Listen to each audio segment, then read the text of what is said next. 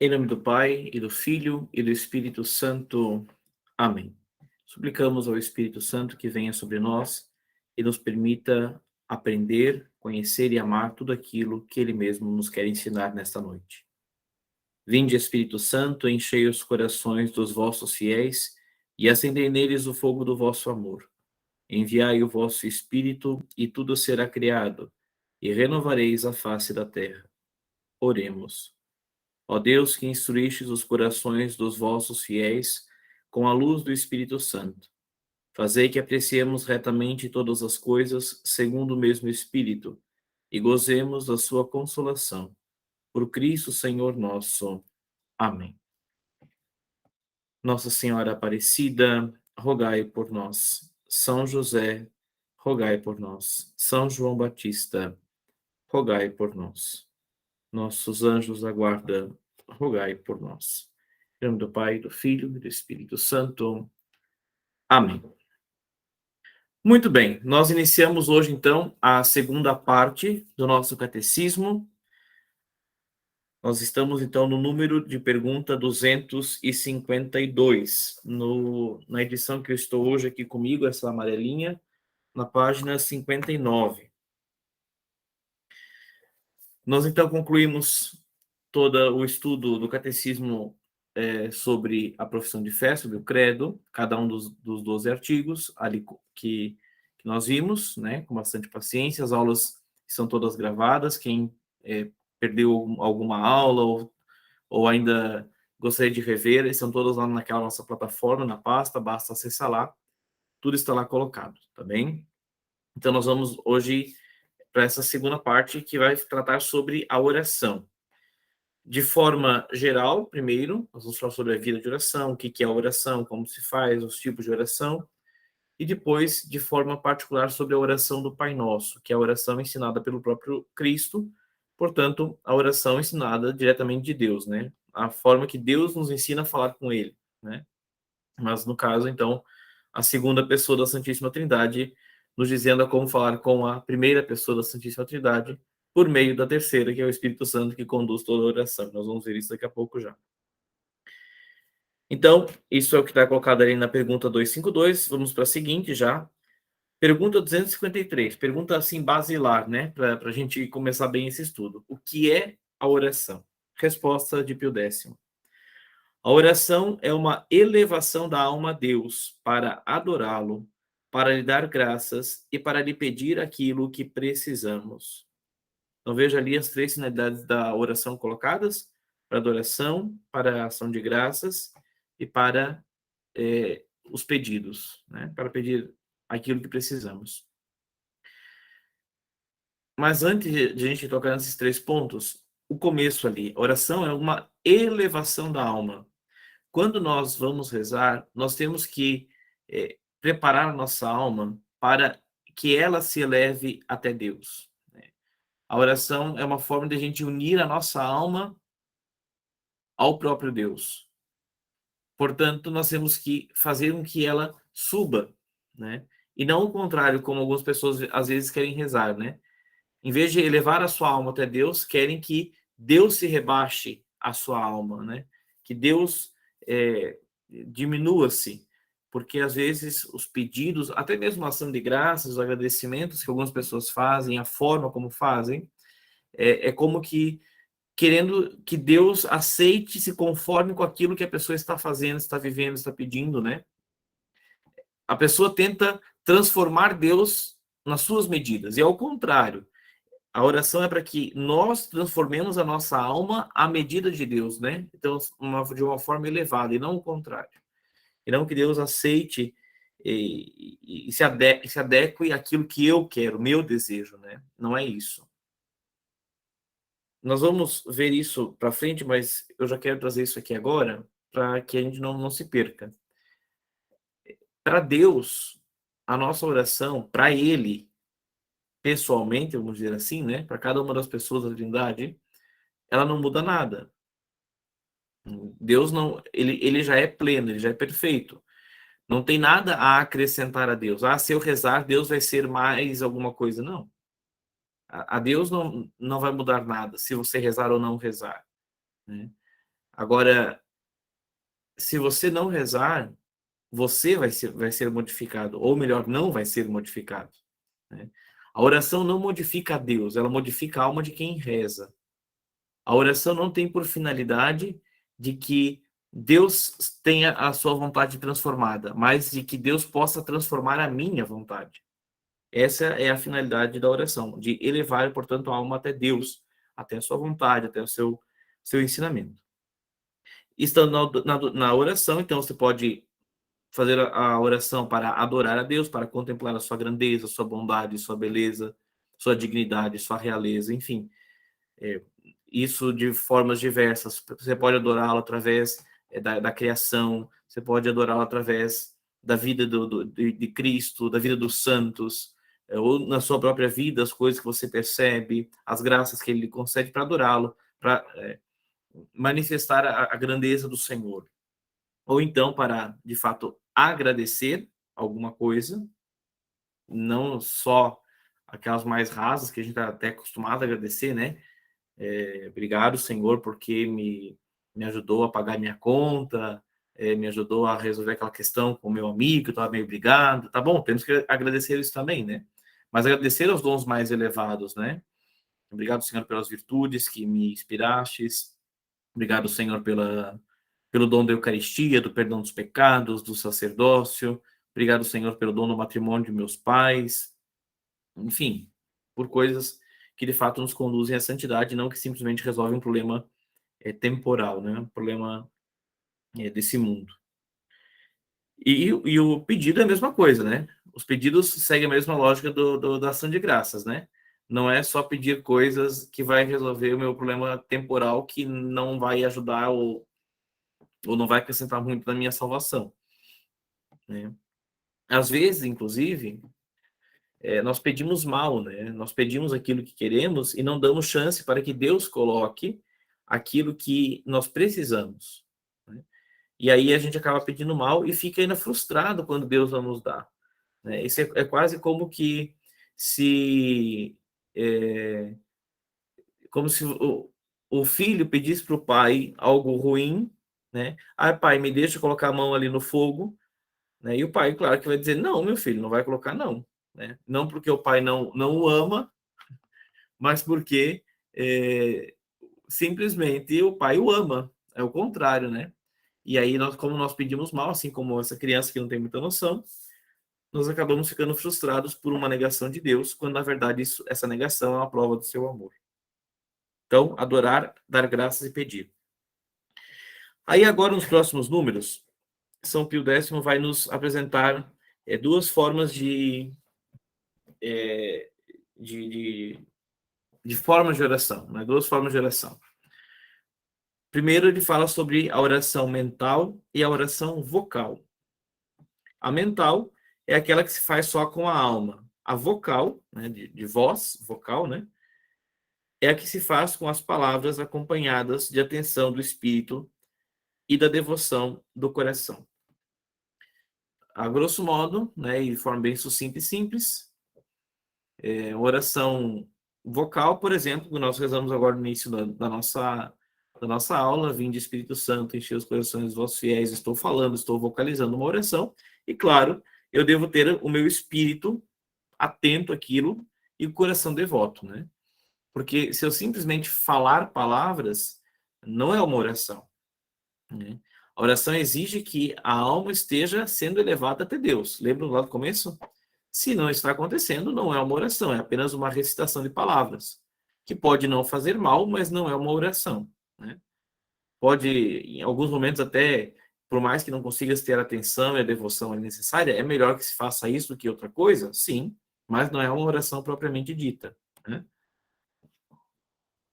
Por exemplo, eu vou rezar o terço.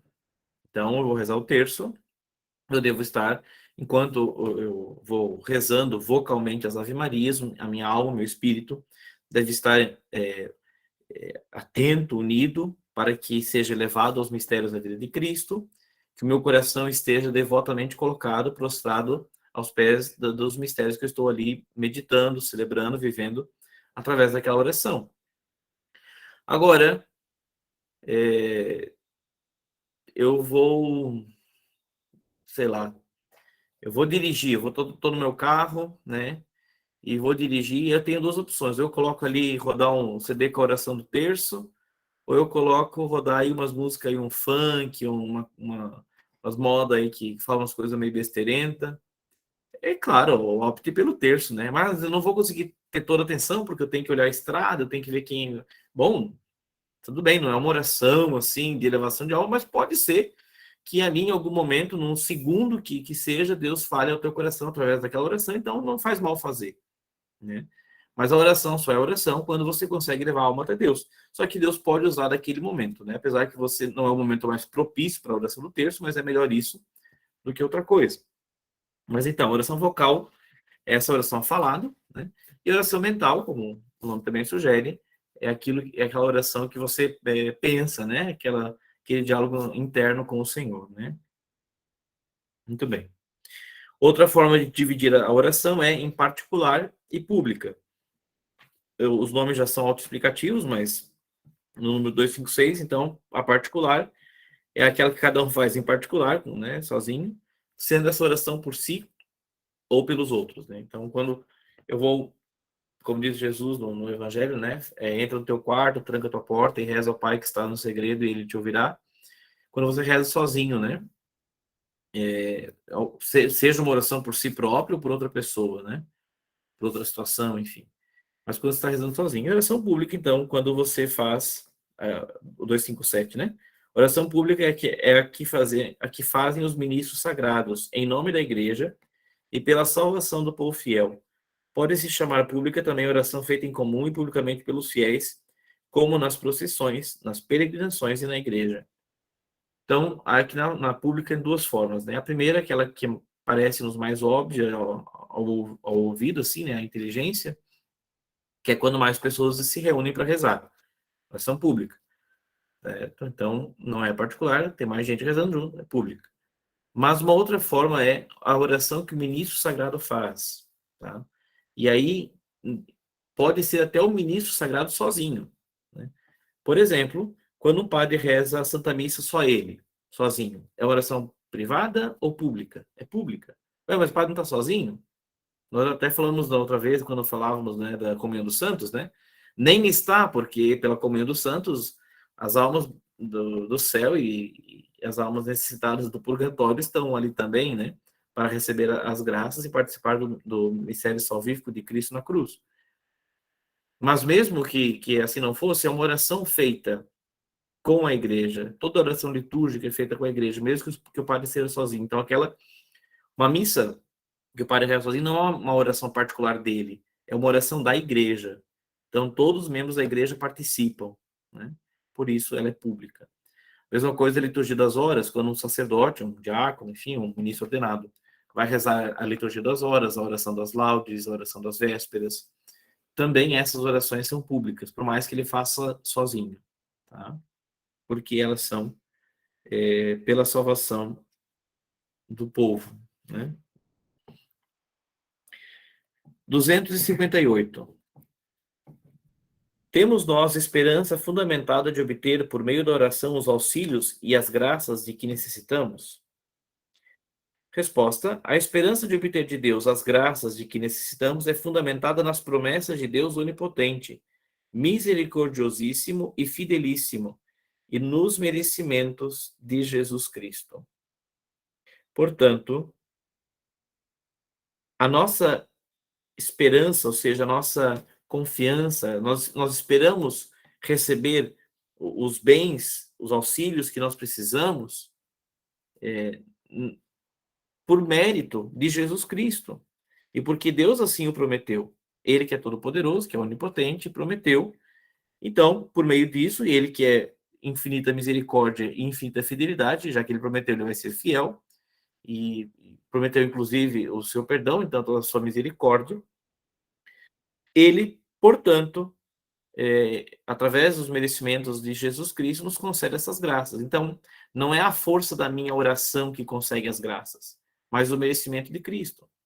Através da oração, eu vou pedir essas graças, mas as graças vêm não pela minha oração, porque eu sou bom, eu rezei, então eu consegui. Não, nunca, jamais. A nossa esperança está confiada não na força da minha oração, mas nos merecimentos de Cristo, o qual eu peço pela oração, mas não é a oração que tem força em si, né? Vamos fazer um exemplo bem tosco aqui, para ficar claro, né? Eu tenho esperança de matar a minha fome. A minha esperança está no quê? Na pizza que eu vou comer ou na ligação que eu fiz, né? É claro que eu não vou comer uma ligação, que vai matar a minha fome, a pizza. Mas eu ligo para pedir a pizza. Qual é o problema desse exemplo? De que a graça de Deus, ela vem mesmo quando a gente não pede, né? Ela está sempre aí. A pizza é só quando a gente pede, né? Então, todo exemplo tem uma limitação, mas mais ou menos para entender isso, né? A nossa oração pode ser um auxílio para receber essa graça, mas não é ela que consegue. Não é a ligação em si. É a pizza que mata a minha fome, né? Então, é a graça de Deus, os merecimentos de Jesus que vai saciar essa sede que eu tenho dos bens eternos. Tá? 259. Em nome de quem devemos pedir a Deus as graças que nós necessitamos? Devemos pedir a Deus as graças de que necessitamos em nome de Jesus Cristo, como ele mesmo nos ensinou e como como pratica a igreja, a qual termina sempre as suas orações com essas palavras: por Domino nosso Jesus Cristo, que quer dizer por nosso Senhor Jesus Cristo. Vocês vejam que sempre nas orações da liturgia, o Padre sempre termina assim, né? Ou por Cristo nosso Senhor, ou por nosso Senhor Jesus Cristo, na unidade do Espírito Santo, enfim, sempre é por Cristo, né? Por Cristo nosso Senhor, por nosso Senhor Jesus Cristo. Sempre quando a gente faz uma oração a Deus, ela é por meio de Cristo, porque Ele é o nosso mediador, Ele é o pontífice, é aquele que faz a ponte. Ele, Cristo, como nós estudamos quando falamos no credo da pessoa de Jesus, né? Ele que assumiu a nossa natureza humana, ele é essa ponte entre a nossa natureza e a divindade, porque ele possui as duas, né? Então é por meio dele, ele que faz a nossa natureza humana adentrar Deus. Bom, por meio dele nós, então, fazemos todas as nossas orações, todos os nossos pedidos acontecem por meio de Cristo. Ah, padre, mas então, quando a gente pede por meio de Santo Expedito aí, né, de Santa Rita de Cássia, meu Santo Antônio, meu São Francisco, minha Santa Clara, minha Santa Genoveva, o que acontece daí? Todos os santos, eles levam para Cristo as nossas súplicas e é Cristo quem leva ao Pai. Uhum. E ao Pai, que é Deus com ele e o Espírito Santo, que dão a graça conforme aquilo que nós precisamos para a nossa salvação. Mas então eu não preciso passar pelos santos, posso passar diretamente por Jesus? Sim, é verdade. Mas os santos são como que os nossos amigos, né? Acho que daqui a pouco nós vamos chegar nessa parte do santo, nós já falamos um pouquinho lá no credo, né? Mas os santos são nossos amigos, é do tipo assim, você tem que, você é uma criança assim, né? E quer pedir para sua mãe para ir dormir na casa do amiguinho. Aí você fala assim, vamos junto lá comigo. Aí vai você e mais 10 amiguinhos pedir para a mãe. Aquela graça, né? Aí a mãe vê aquelas crianças, ai, tia, por favor, deixa ele ir, deixa ele ir. Ai, tá bom. O coração da mãe amolece porque vê que seus amigos estão pedindo essa graça junto com ele. É mais ou menos a mesma coisa, né? Então, assim como a gente pode pedir para alguém que está aqui na Terra rezar por nós, e também isso é uma boa ajuda, mas quanto mais e maior aqueles que estão na plena comunhão com Deus, né, que já estão no céu, portanto, os santos. Então, todos vamos entregar os nossos pedidos a Jesus, né? Seja eu entregar por mim mesmo, seja meu amigo que vai rezar por mim aqui na Terra, ou meu amigo lá do céu, ou meu amigo do purgatório. Mas é a Jesus que se entrega todas as orações, tá bem? E é por meio dele que se leva ao Pai. Por que devemos pedir a Deus as graças em nome de Jesus? devemos pedir as graças em nome de Jesus Cristo, porque, sendo Ele o nosso mediador, só por meio dele podemos aproximar-nos do trono de Deus. Aquilo que eu acabei de falar, né? A mediação de Jesus. A ponte, né, que Jesus é. 261. Se a oração tem tanta eficácia, como é que tantas vezes não são atendidas as nossas orações? Vamos lá, já falei um pouquinho, mas vamos ouvir o que o São Pio X nos diz. Muitas vezes as nossas orações não são atendidas, ou porque pedimos coisas que não convêm à nossa eterna salvação, né? Então, quando pedimos alguma coisa que não vai nos ajudar e talvez até vai nos atrapalhar, Deus não concede porque nos ama. Ele não deixa a criança botar a mão no fogo porque ele ama aquela criança e não porque ele odeia, né? Porque ele quer o bem da criança. Então, ele diz um não. Então, ou porque não pedimos como deveríamos pedir. Não pedimos com o coração necessariamente contrito, arrependido, desejoso da graça. Não pedimos como deveríamos pedir.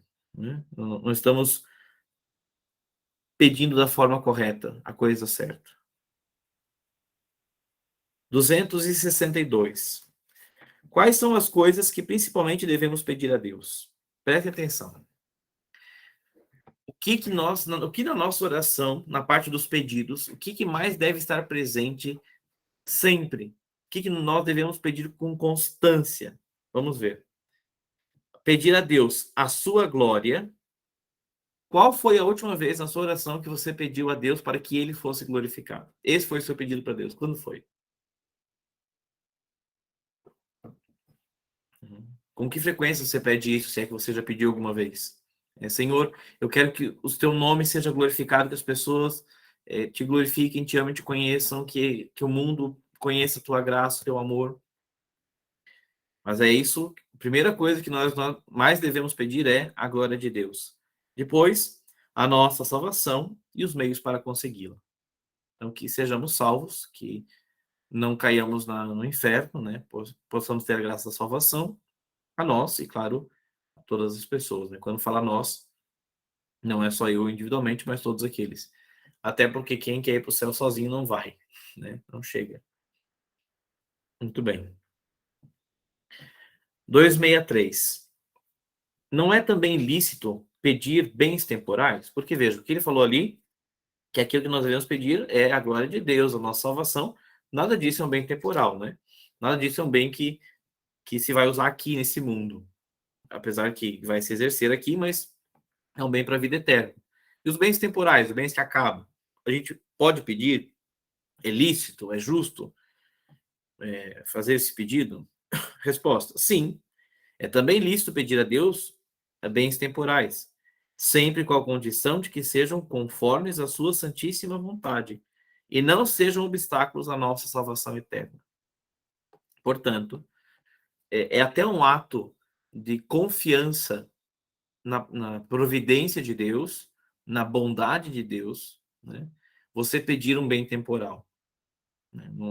Não é só não é uma coisa ruim, como até pode ser uma coisa boa. No instante que você percebe que você está confiando de que, se Deus quiser, Ele pode lhe dar isso. Então, você está atestando a sua fé em Deus, através desse pedido, além do mais. Mas o seu pedido só pode existir sempre sob essas duas condições. Né? Sempre. Que isso seja conforme a vontade do Pai e que não seja um obstáculo à sua salvação. O próprio Jesus fez um pedido desse no Getsêmani, quando ele, então, compreendendo o que deveria passar, né, tendo compreendido já, sabendo, porque ele é Deus, né, ele tudo sabe, então, sabendo que ele ia passar, ele tem medo, tem receio, porque aquilo é um sofrimento muito grande, e lembre-se que ele tem a condição humana, e ele fala com lágrimas e com suor de sangue, ele diz: Pai, se possível, afasta de mim esse cálice, né, esse sofrimento, essa dor. Mas, ó a condição, mas não seja feito o que eu quero, mas o que tu queres. Então, veja, Jesus nos ensina a fazer essa oração, né? Depois no Pai Nosso, aliás, antes, né, no Pai Nosso, ele já vai ter ensinado isso, né? Seja feita a tua vontade, assim na terra como no céu. Mas isso a gente vai ver para frente. Mas aqui, no Getsemane, então, Jesus, apesar de ter um pedido de não sofrimento, não um pedido temporal, né? Que seu corpo não sofresse, não padecesse as dores, Mas isso só se for a vontade do Pai. A vontade dele, Jesus, é que não fosse agora porque ele estava temeroso pela dor.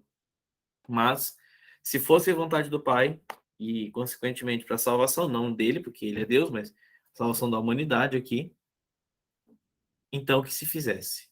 Mesmo que ele pediu uma coisa, ele aceitava com alegria a outra, desde que isso fosse a vontade do Pai. Então, em todos os nossos pedidos, absolutamente todos, deve existir essa condição. Tá? Alguém falei, oração para as pessoas que estão doentes, no mesmo quesito. Né?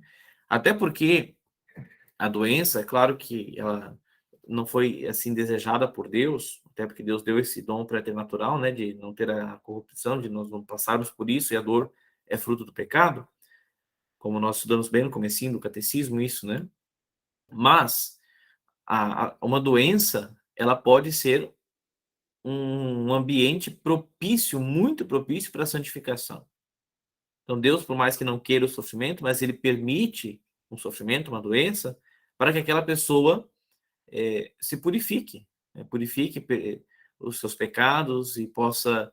Mas, às vezes a gente fala assim: mas aquela pessoa, meu Deus, por que ela está passando por isso? O que ela fez? Bom, primeiro, sim, todos temos pecados a purificar e é muito mais grave do que passar por uma doença. Purgatório é muito mais grave do que isso e todos vamos passar, não sei, né? Pode ter aí algum santo de sétima morada que vai direto para o céu, mas de forma geral, possivelmente nós vamos para o purgatório, né? Que serão sofrimentos muito maiores que uma doença. Então, se para purificar a alma antes de morrer já passar pela doença, até é uma coisa boa, né? Então, a doença em si, ela nem sempre é ruim, né? Então, por isso que quando a gente pede para alguém, para que alguém se cure, a gente pode, e é lícito, e é bom pedir isso, porque você está dizendo que você está confiando que Deus vai fazer, mas sempre com essa condição. Se for a vontade de Deus que aquela pessoa seja curada, ou que seja você mesmo, né? E que isso seja para a salvação. Porque se Deus, que conhece todas as coisas, passado, presente e futuro, inclusive, ele sabe que com aquela cura, aquela pessoa vai deixar de buscar a Deus, vai se entregar ao pecado. Você acha que ele vai querer curar aquela pessoa? Não. É melhor manter ela doente e levá-la para a vida eterna, do que curá-la e deixar ela cair no pecado. Nós não sabemos isso, Deus sabe. Então, confiar de que, de acordo com a vontade de Deus, e que seja para a salvação daquela alma. Se for para a salvação daquela alma ela permanecer doente, ou até mesmo agravar a sua doença, amém. E isso também se aplica, e sobretudo se aplica a nós próprios, né? Se é para a minha doença, é para a salvação da minha alma, então que ela ali permaneça. Né? Então, a confiança deve ser plena em Deus. Deus sabe o que é bom para nós, não nós. A gente sabe o que é de imediato mais prazeroso. Isso a gente sabe. De imediato é mais prazeroso não ficar doente. Né? Ou se está, curar. Isso óbvio. Mas a longo prazo, ou a médio prazo, ou imediato prazo, isso vai ser benéfico para a salvação da minha alma ou maléfico? Não tem como a gente mensurar isso. Deus tem, Deus sabe. Então a gente pede e deve pedir, mas sempre com essas condições. A vontade de Deus seja feita e que seja para a salvação eterna. Certo? Vamos seguir. 264. Se Deus sabe tudo aquilo de que necessitamos, porque uma das características de Deus é a onisciência, né? Deus tudo sabe. Então, se ele sabe o que a gente precisa, por que a gente deve rezar? Por que pedir? Se ele já sabe. Resposta: embora Deus saiba tudo aquilo de que necessitamos, quer, todavia, que nós lhe o peçamos, para reconhecermos que é ele que dá todos os bens, para lhe testemunharmos a nossa humilde submissão e para merecermos os seus favores. Não é que quando eu falo, Deus, ele está precisando disso. Nem tinha me lembrado. Não tinha nem percebido. Deus sabe o que a gente precisa. Ele sabe. Mas ele quer que a gente peça. Por quê? Porque a oração aproxima a nossa alma da dele. Quando nós não rezamos, nós não nos aproximamos de Deus.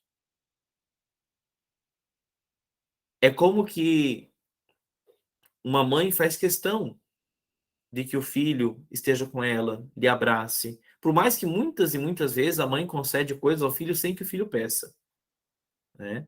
A mãe prepara comida para ele todos os dias, ele não pede, ele só simplesmente senta lá e come. A mãe arruma as coisinhas dele, a roupa dele, lava a roupa, deixa ele sem ele pedir, mas a mãe faz. Só que a mãe faz questão de que o filho esteja com ela por um tempo, porque isso é criar vínculo, é criar amor para com a mãe, para com o pai, é a mesma coisa, né? O filho, às vezes a mãe até sabe, né? Apesar que a mãe não sabe tudo, como Deus, mas a mãe sabe muita coisa que o filho precisa, mas ela deixa que o filho venha pedir para que ele entenda de que ele precisa dela e que ela protege, cuida e ama ele, né? Então a mãe permite que o filho peça e a mãe com carinho diz que sim ou que não, dependendo do que for melhor para ele, e explica também, né?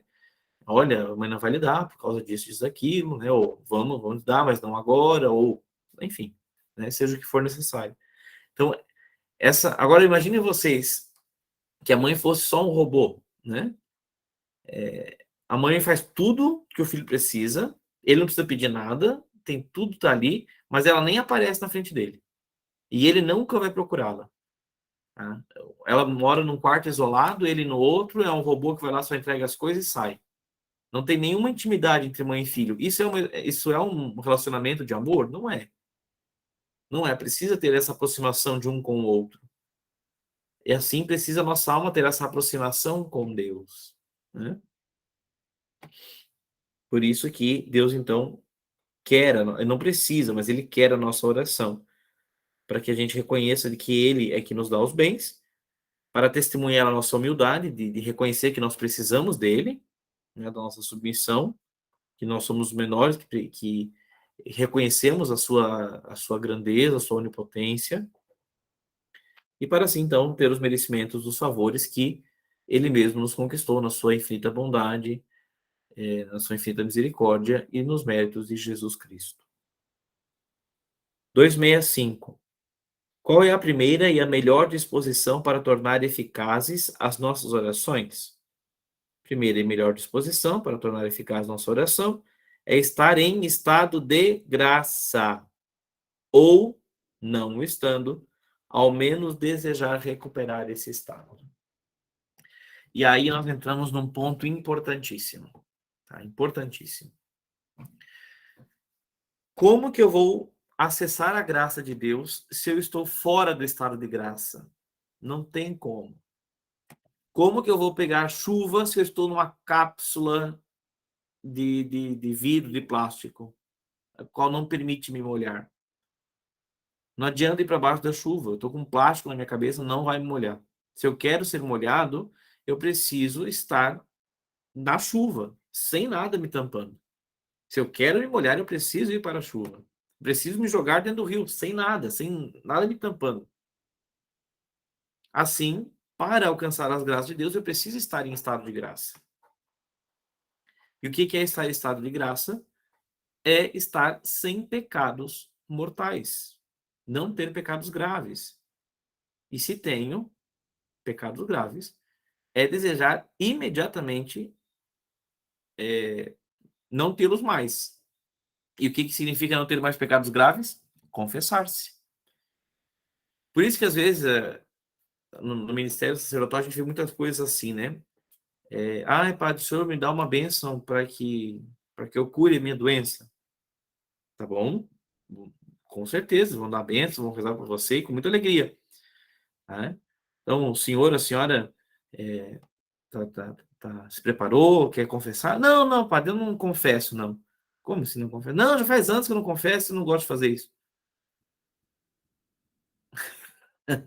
Vai adiantar pouco essa bênção, hein? Ou nada.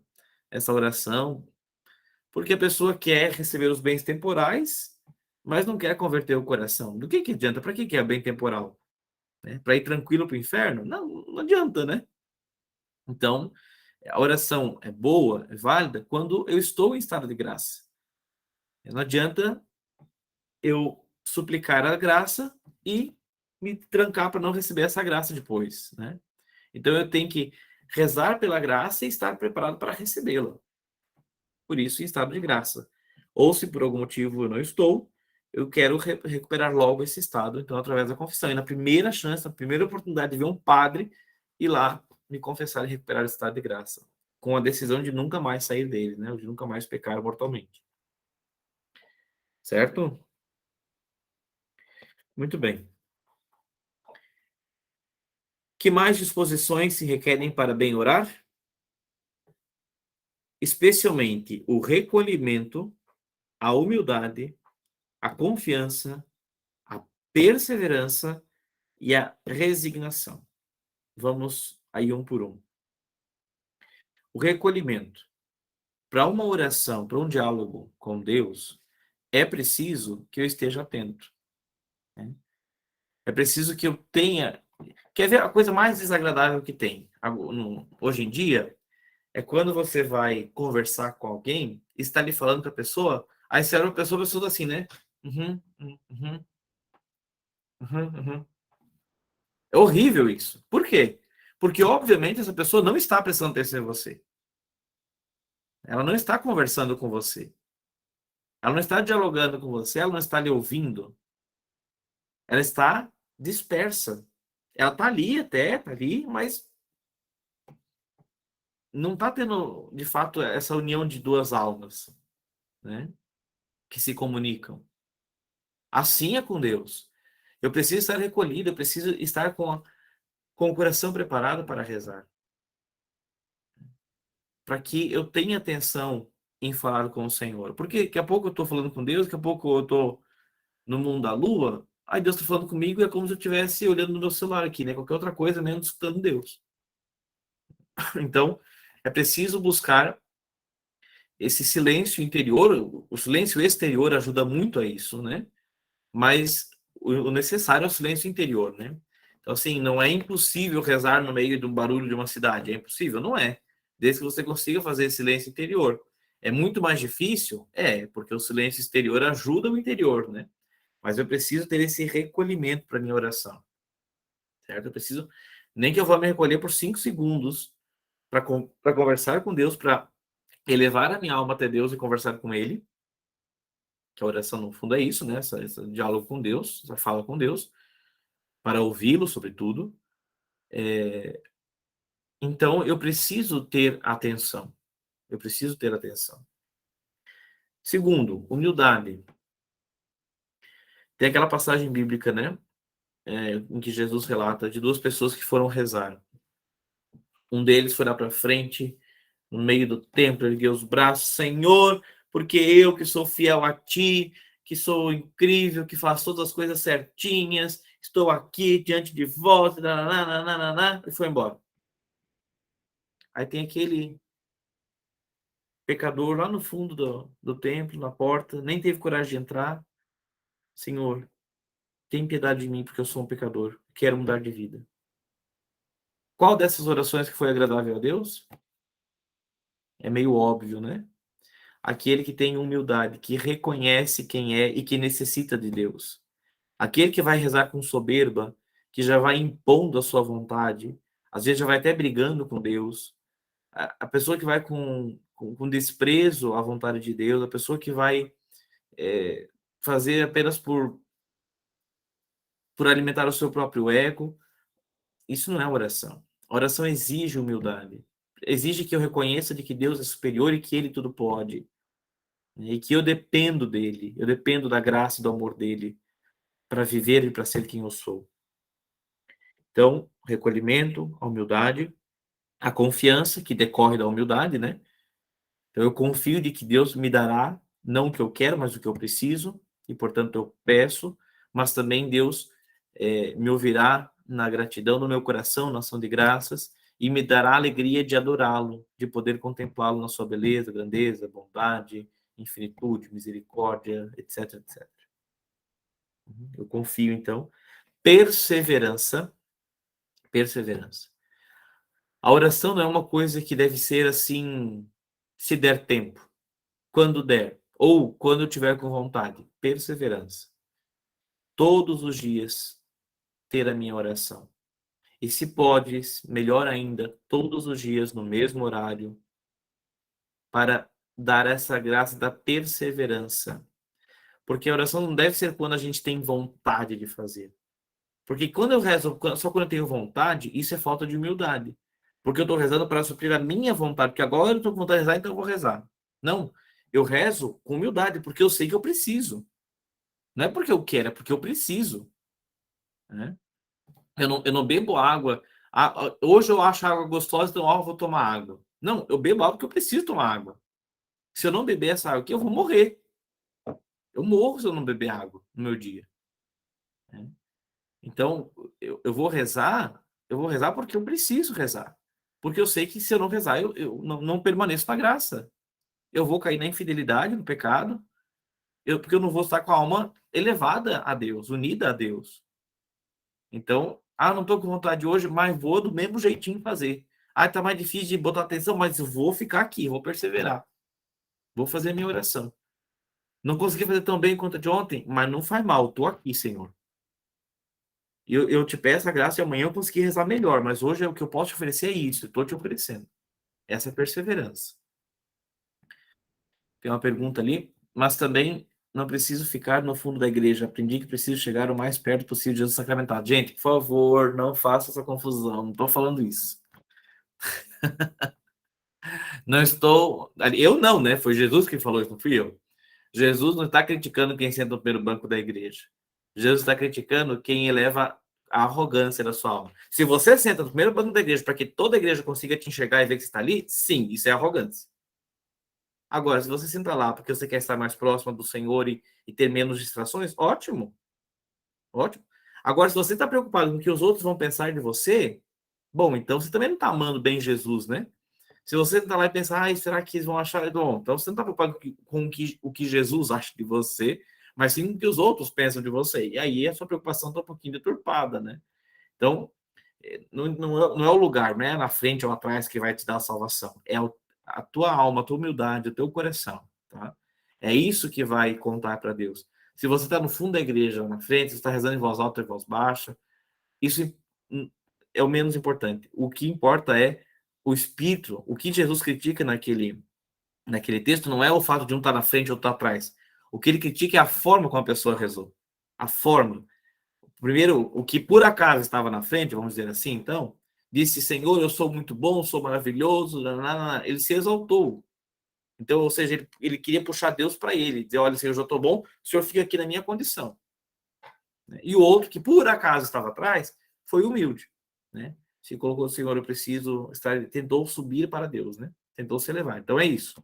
Não é o lugar físico, mas é o lugar do coração. Tá bem?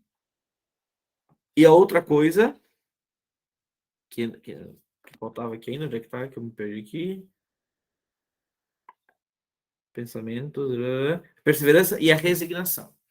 Rezar de forma resignada, de forma contrita, de forma disposta a receber aquilo que Deus tem a nos dar, a nos dizer, né? E não determinar tudo como será. 267. Bom, agora, então, ele vai explicitar, né, essas formas com que ele diz. Então, vamos lá. Vamos reler e revendo cada uma delas. Orar com recolhimento quer dizer pensar que estamos falando com Deus, e por isso devemos orar com todo o respeito e devoção possíveis, evitando quanto possível as distrações, isto é, qualquer pensamento estranho à oração. Então vamos voltar a esse negócio do recolhimento aqui e lembrar o seguinte, que quando a gente quer rezar, é muito importante que antes de propriamente começar a oração, é preciso você dar uns segundinhos ali para sua alma conseguir dar aquela baixada na poeira, né? Porque não dá assim, né? Você tá aí no seu trabalho, tá resolvendo isso aqui, pega lá, paga aquela conta, faz não sei o que, não sei o que, não sei o que, não sei o que. Agora eu vou rezar, no Pai, Filho e também. Senhor Deus, amém, Maria, chegar, ser conosco, amém. Isso foi uma oração? Não foi. Você não, né? Você tá atordoado, então assim, tô aqui no meu trabalho, agora eu vou rezar. Então, para um segundinho, Senhor, agora eu quero entrar na tua intimidade, eu quero elevar a minha alma até ti. Dá-me essa graça. Em nome do Pai, do Filho e do Espírito Santo. Amém. E começa a sua oração, né? Então, ter esse tempo de recolhimento, de voltar-se para Deus, de aproximar a alma de Deus antes de começar a oração, né? Antes de começar esse diálogo, né? Então, e aí ele fala, então, quanto possível, evitar as distrações. Tem, claro, algumas distrações que são inevitáveis, mas as que você pode evitar, evite, né? Então, assim, você vai rezar, que tal desligar o celular, né? Rezar no celular não é a melhor opção do mundo, né? Se é a única que você tem ali para ver o texto e tal, tudo bem, mas não é a melhor opção do mundo você rezar no celular, porque daqui a pouco, plim, uma mensagem, plim, uma ligação, e distrações que você pode evitar, né? Agora, você está rezando e daqui a pouco alguém chuta uma bola na sua janela, pum, dá um barulhão. Bom, isso não tem como você evitar. Uma distração aconteceu, aí você vai olhar o que aconteceu, pronto, já se distraiu, mas tudo bem, não deu nada, volta para a sua oração, concentra de novo, recolhe de novo. Mas o que você pode evitar de distração, ótimo, ótimo, né? E aquilo que não dá para evitar, você luta contra, né? Aquilo que, na medida que você pode, contando com a graça do Espírito Santo, porque é ele que vai fazer bem rezar, tá bem? A próxima vai falar sobre ainda as distrações. 268. Diminuem as distrações o merecimento da oração? Sim. Quando nós mesmos as provocamos ou não as repelimos com diligência, se porém fizermos quanto podemos para estar recolhidos em Deus, então as distrações não diminuem o merecimento da nossa oração, mas até o podem aumentar. Então vamos lá. Se eu, podendo evitar a distração, não o fiz, né, de propósito, deixei a distração ali, isso diminui o merecimento da minha oração, diminui o valor da minha oração, porque eu já estou apto a não prestar atenção em Deus, a não elevar a minha alma. Eu estou me colocando nessa situação. Agora, quando a distração vem de uma coisa que eu não posso evitar, ela não só não diminui o mérito, porque você não teve culpa nenhuma, como ela pode aumentar o mérito. Por quê? Porque você haverá de fazer um esforço ainda maior para estar em Deus. E na medida que você consegue se colocar na graça de Deus e pedir ao Espírito que aquilo seja um pensamento ou alguma coisa externa lhe atrapalhe, que você consiga voltar, isso aumenta porque, mais uma vez, você se esforçou, então, para estar com Deus, né? E com humildade recebeu a graça do Espírito Santo para, então, concentrar-se na sua oração. Então, uma distração da qual eu posso evitar e eu não evito, é culpa minha e tiro o mérito. E a distração da qual eu não posso evitar, ela não só não tira o mérito, como pode aumentar. Ou não muda nada, ou aumenta o mérito da minha oração. Tá? 269. O que se requer para fazermos oração com recolhimento? Devemos, antes da oração, afastar todas as ocasiões de distração e, durante a oração, devemos pensar que estamos na presença de Deus, que nos vê e nos ouve. Então, esses segundinhos antes ali da oração, que eu falei que a gente deve ter, é esse o objetivo, é colocar-se na presença de Deus. Então, estou aqui distraindo com as minhas coisas, né? Então, agora, vou me colocar na presença de Deus, vou estar com Ele, Ele me vê, Ele me ouve, quero falar com o Senhor, quero ouvi-lo. Pronto. Estou me colocando na presença de Deus, né? Estou tomando, não é só cuidado, né? Não é um ato de relaxamento, né? Não, não é isso. É um ato de consciência. Não é não pensar em nada, é pensar em Deus. Tá? Aliás, muito cuidado, né? Quando se fala aí em meditações, né? Não falando, obviamente, da meditação cristã, as meditações que o mundo oferece aí, né? Reiki, yoga, e não sei o quê, não sei o quê, é para que você se esvazie. Se você fique. Querido, não existe se esvaziar. A mente humana nunca está vazia. Você pode ter a sensação de estar pensando em menos coisas. A mente humana nunca está vazia. Nunca. Então não se esvazie a mente. Ela sempre vai estar cheia. Quando você vai fazer um recolhimento para a vida de oração, para a sua oração, você deve tirar as coisas estranhas à oração, as coisas do mundo, as preocupações, e colocar Deus. Colocar a presença de Deus na sua mente. Deus está aqui, Ele me ouve. Deus está aqui, Ele me vê. Deus está aqui, Ele me ama. Ele quer falar comigo. Deus está aqui. Deus está ao meu lado. Deus está na minha alma. Ter essa consciência de que Deus está. Então não é esvaziar, é encher de Deus, né? É tirar as coisas supérfluas, inúteis da oração e encher de Deus. Para que quando eu for falar com Ele, eu tenha plena consciência de que Ele está ali. Tá? Muito bem, isso tudo então era sobre o recolhimento. Agora sobre a humildade, o que quer dizer? Reconhecer sinceramente a nossa indignidade, a nossa incapacidade e a nossa miséria, acompanhando a oração com a compostura do corpo. Humildemente a gente reconhece primeiro que somos indignos. Nós não merecemos falar com Deus e muito menos escutá-lo. Se eu vou rezar achando que eu estou ali porque eu mereço, porque eu sou muito bom, já era. A humildade foi pro ralo, né? Eu sou indigno de falar com Deus. Eu estou falando com Deus porque Ele me permite, porque Ele é bom e Ele me dá essa graça. Eu tenho essa graça, mas não porque eu mereço, mas porque Ele é bom. Então eu sou indigno. É uma graça imerecida, ou seja, que eu não mereço, mas que eu tenho. E eu vou usufruir dessa graça.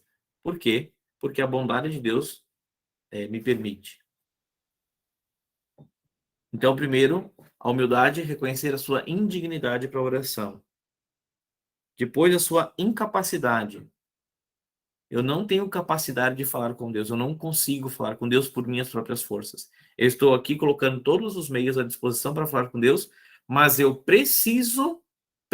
necessário, de que o Espírito Santo esteja na minha alma e vá agir para que eu consiga falar com Deus. Eu preciso da força do próprio Deus para falar com Ele, porque eu sou incapaz. Então eu peço o Espírito Santo em todo início de oração, porque é através pela força do Espírito Santo que eu vou conseguir falar com o Pai pelo Filho.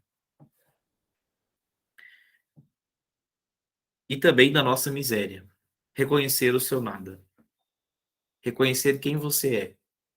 Reconhecer em que patamar você está, sobretudo na comparação com Deus, né? Que é o nada, a miséria.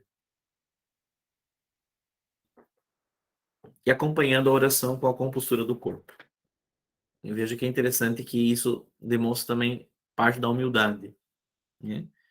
Porque quando eu reconheço que alguém é superior a mim, eu não me porto de qualquer forma perto dessa pessoa. Se eu for falar com o rei, eu não vou assim, majestade, como é que tá? Tudo bom? Não. Tudo bem com o senhor? Minha postura já se endireita, já vou com mais dignidade, com gestos um pouco mais comedidos, né? Sem aquele, não, vou falar com uma pessoa importante, então, por quê? Porque eu reconheço a importância daquela pessoa. Bom, e se eu falar com Deus, eu não vou ficar assim, né? Ai, Senhor Jesus, não, isso não é posição de falar com Deus, né? Você pode ficar numa posição confortável, você vai rezar talvez por horas ali, pode, não precisa ficar estagnado, mas por que a posição do corpo? Para indicar, eu estou com Deus, não com qualquer um. Por isso que, por excelência, o estar ajoelhado é o gesto da oração, né? Porque se ajoelha apenas diante de Deus. Porque o ato de se ajoelhar é o ato máximo de humilhação, né? De identificar que você é um nada perto daquele com o qual você está falando.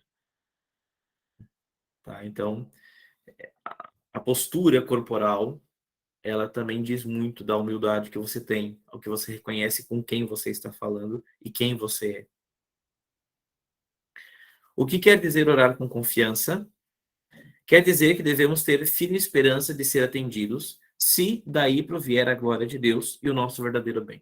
Já falamos bastante sobre isso, né? O que quer dizer orar com perseverança?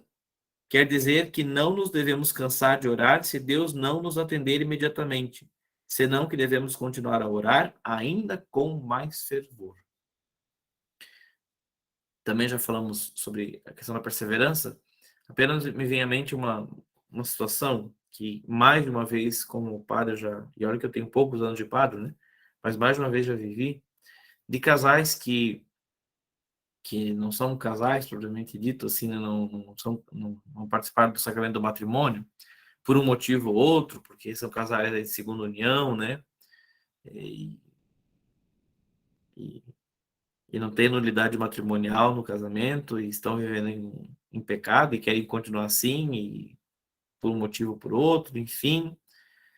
Aí quando o padre disse, não, então, olha, né, então venha à missa, mas não comungue, porque está em estado de pecado, você precisa, vamos rezar a Deus, vamos pedir que Ele nos ajude a fazer entender como é, resolver isso, né, iluminar o coração de vocês para tomar a decisão acertada. Aí o que as pessoas dizem? Ah, mas se é para vir na missa e nem comungar, então nem venho. Né? Quer dizer, bom, primeiro que falta humildade, né? Não reconhece que é a Eucaristia, não reconhece que a Eucaristia é o próprio Deus, né? Que eu tenho o direito de receber a Eucaristia, né? E outra coisa, se for para vir na missa e passar vergonha de ficar no banco, eu não venho. Quer dizer, falta de novo ali a humildade, né? Por se eu sou estado do pecado, eu reconheço que de fato eu estou em falta com Deus. Então a primeira coisa que vem à mente é: vou abandonar a vida de oração. Não, é o contrário. É o justo contrário. Você tem que se pegar ainda mais. Você tem que ter mais perseverança ainda. Se você ainda não alcançou a graça que você deseja, você tem que se apegar ainda mais com o coração. Aqui, claro, estou falando uma graça de quem está em pecado, mas mesmo se você não está em pecado, né? Senhor, eu quero alcançar a graça de alcançar tal virtude, né? Sei lá, qual virtude aí eu quero alcançar essa virtude. Eu ainda não consegui, eu ainda estou patinando nisso, né? Não cometo pecado grave, mortal, mas ainda eu quero me desapegar dos bens materiais, eu não tenho muita dificuldade, então eu peço a virtude, peço, ainda não estou conseguindo.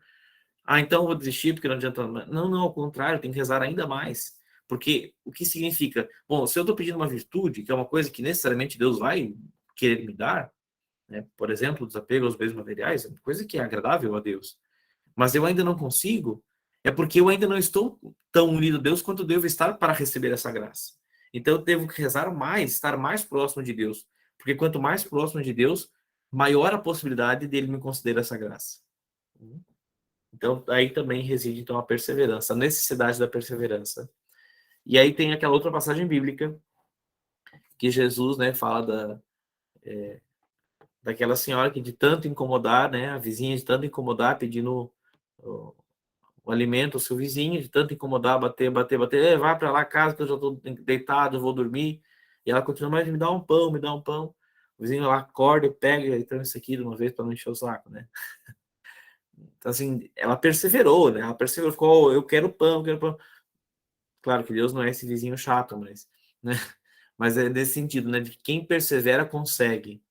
De quem persevera consegue alcançar o que precisa, né? Quem continua na batalha, perseverando com insistência, mesmo que parece que não vai ter resposta, que não vai dar certo, mas persevera. Aqueles que perseveram na oração sempre alcançam aquilo que é para sua salvação. O que quer dizer orar com resignação?